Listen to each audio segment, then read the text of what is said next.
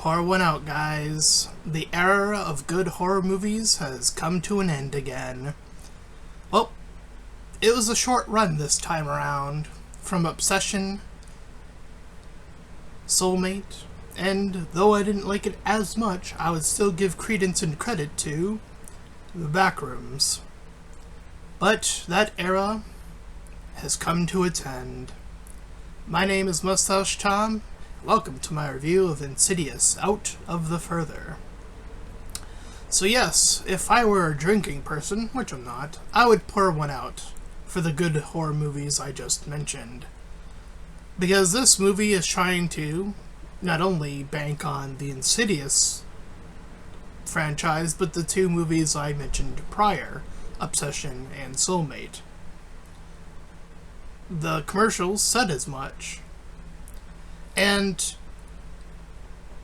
I, on the off chance, decided to create a new phrase in combination of two phrases that already exist. Slop, which already exist, and this jump scare of the basic of Horror 101. So, I introduced you, everyone, to the jump scare slop. That is all Insidious Out of the Further is. It is jump scare slop from start to finish. Because that is all Insidious as a franchise has ever been, is just quick jump scare, slow jump scare, oh, build it up. And there you go. End result. So, let's actually dive into this movie and just get it over with. Let's start off with our main character who enters, and starts off as a kid in this movie.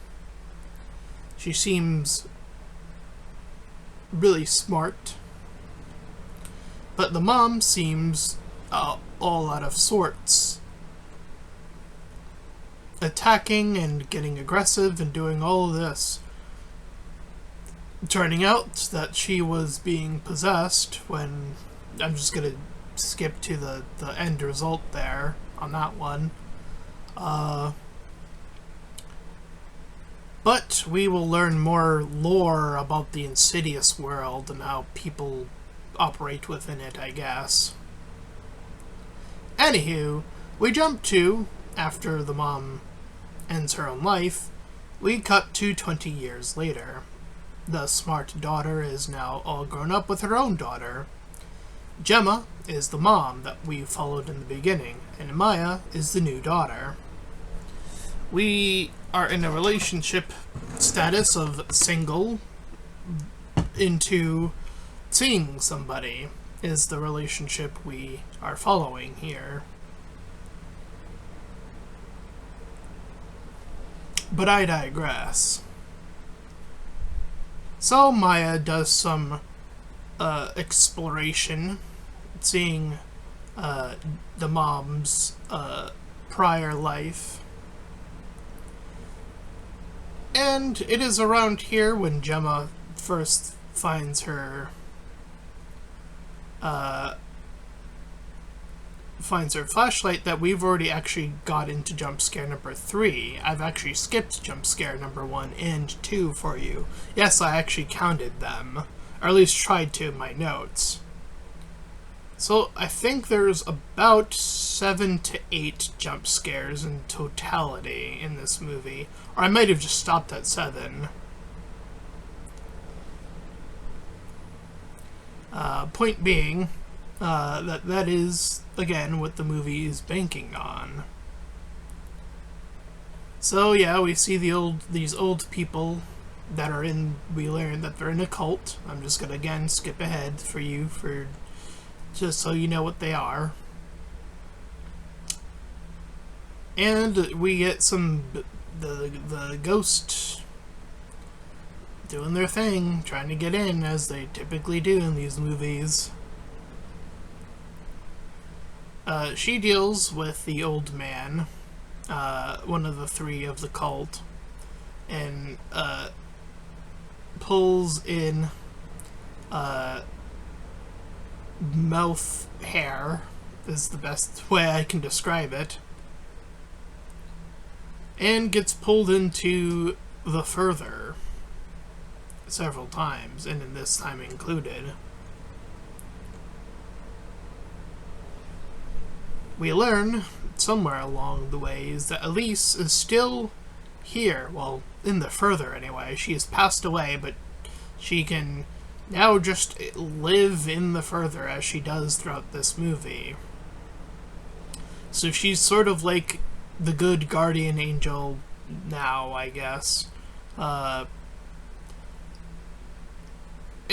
you know, I'll say it, Elise, or the actor that plays Elise, rather, she is sort of like what I would describe as the sort of... what actor am I thinking of? Or actress. Sort of the horror icon, as it were.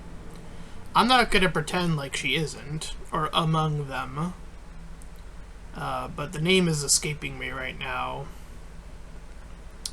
I'm envisioning her in my mind. The woman. So, if you get what I'm talking about, you can just say, you can just comment an exclamation point, this person. But it's the actress from the Michael Myers set of movies,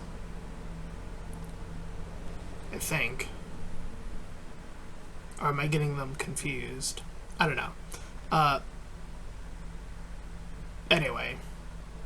So, Elise has a new, sort of, newfound, I guess, person that is inspired by her. She's like a tattoo artist.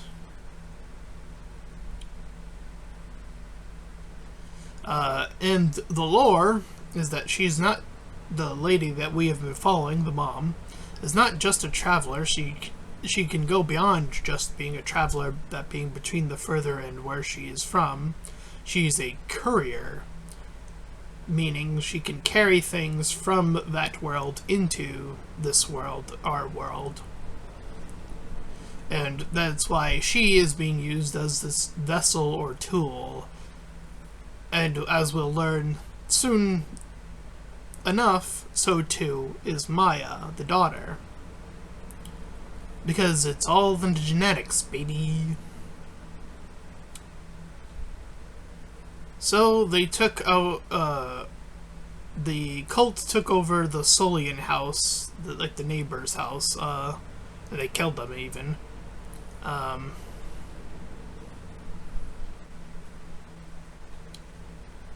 And they make their way back into the further with a plan to trap the main demon named Cyrus. Yes, they name the demons that are important. His name is Cyrus. And his whole plan is to bring as many demons back into the human world as conceivably possible, using Maya as sort of this bridge.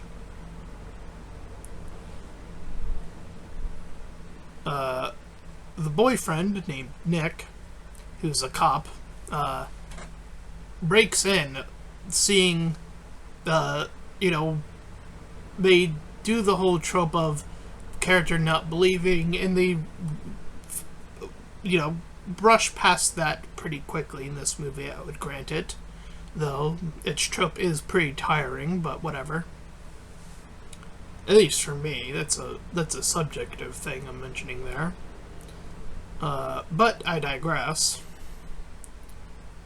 So, they head toward the red door, and it is explained why she is being targeted is that, Elise mentions, like, when the previous family from the previous movies closed their door, their red door, that another red door would appear that enters into the further, and then they will always find a way back, is sort of the deal.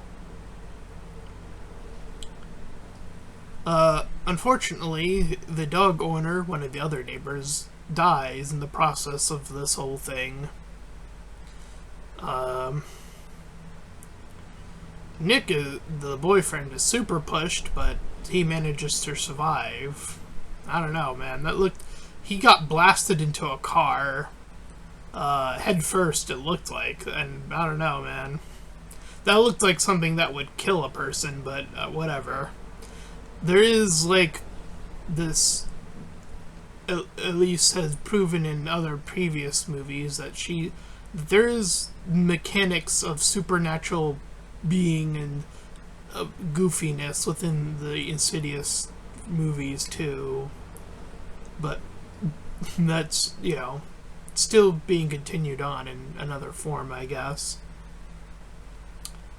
So Cyrus is pulled through, and his grand scheme is nearly complete, but he had grabbed the mom in the process.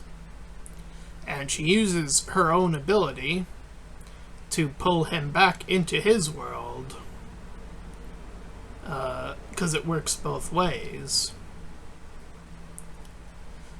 We see Elise controlling an acolyte, or one of the cult members. And once the demons see that their whole leader has failed them, they quickly turn their attention to him and, I guess, kill him? Though I'm not sure how that works, considering he's already dead, but whatever. So she had pulled the entire house into the further, and that's what allows the family to be freed. And surely, this will not... If this movie makes money, there will be another Insidious at some point in the future. And, I don't know how long the actress of Elise can keep doing these. Like, I'm surprised she's even done this one, but she has become quite the iconic figure for this franchise. And I say, hey, make that bank, I guess. Like, as much as I'm panning this movie, I wouldn't turn down an opportunity to be in a movie called Insidious. I'm just saying. Like, I would just hope that the characterization could get a little bit more than just your average baseline, and that we could really do with more than just creative things than just jump scares, because horror can do a lot. And, I did at least minimally appreciate the long drawn-out one of horror, or, the jump scare, or potential of one. But, again, there are other methods of... And it's not... and I'm not saying this movie doesn't utilize it. It utilizes some body horror, as I mentioned, the whole mouth thing. Which, I think is a tricky one to grab or do, because that can pull people out. And you want people pulled in, not out, obviously. So you want to... I definitely think that those ones can typically stretch. But, there's also, your fake-outs of the jump scare. You could have those, too. You could have, there's more body horror, sure. There's that. There is, the horror that is more, I want to say, internal and external. The external horror, the one you think about long after the horror movie is done, when you're talking about it, when you're, sort of like the movie Obsession almost, in that sort of way, where it's like psychological horror. It's like it's encroaching upon that level of genre or subgenre. There are definitely ways to that I would hope that Insidious as a franchise, if it is going to keep continuing, whatever, I don't really mind or don't mind, but if it does, But I would hope that it could start to utilize other aspects of horror to increase the movie's potential as a franchise and stop being so stuck in this sort of place as it is. So there's that. Anyway, I think as this movie is, it's meh. Like, again, the characterization is pretty basic. Pretty 5 out of 10, pretty meh. And I do think that building up a little bit more slowly and expanding past just this basic jump scare could really help, or, just make a new thing. There's always your, something like Obsession. You could do something more creative and unique. Since they're within the same, house, as it were. But I digress. So, yeah, pretty 5 out of 10 for me. If you ended up enjoying this review, though, please feel free to like, comment, and subscribe. Also, make sure to check out those links in the description when I head over to my petition about small YouTubers to get to my PayPal. You can help support me and my channel directly, and third to my Discord server. You can join collab shields, all that cool stuff for free. And until next time, everyone, bye-bye.